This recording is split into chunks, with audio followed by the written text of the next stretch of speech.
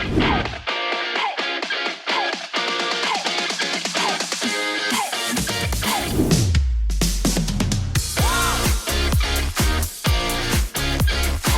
Drone is a capture the flag style game, where teams are divided into red and blue. Players pass their drones through circular LED rings to change their ring's color to their team color and advance in the game.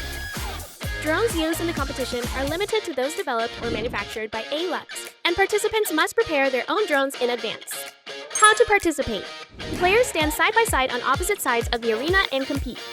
There are a total of 6 circular LED obstacles, and before the game starts, the assistant referee positions the drones at designated locations.